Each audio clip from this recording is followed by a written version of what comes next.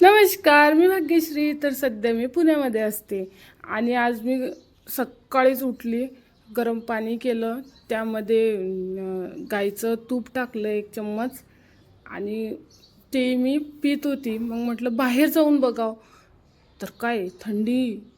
थंडी म्हणते मी आहे तर कोणीच नाही.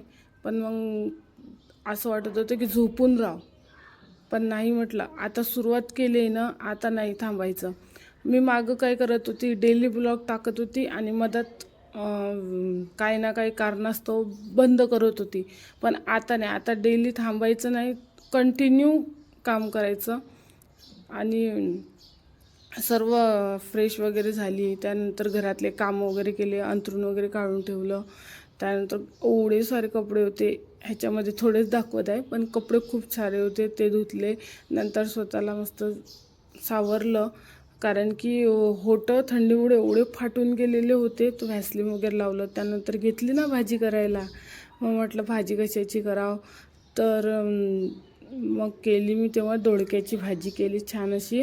त्यानंतर घर वगैरे आवरलं, खूप गैटा झालेला होता घरामध्ये, पूर्ण घर आवरून घेतलं. नंतर मग मला करायचा होता आवळ्याचा मुरब्बा.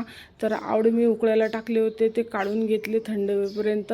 त्यानंतर त्याच्यामध्ये छान असा गूळ खिचून टाकला कढईमध्ये, तो वितळेपर्यंत थांबले. त्यानंतर त्याच्यामध्ये आवळे वगैरे टाकले आणि मला जायचं होतं बाहेर गोळ्या आणण्यासाठी, कारण मला थोडं बरं पण नव्हतं. मग नंतर गोळ्या आणण्यासाठी गेली. नंतर मला सवाशीण म्हणून जेवण करायला बोलावलं होतं, तर ही अशी साडी घातली आणि गेली. तर तिथे इतकं छान डेकोरेशन केलेलं होतं.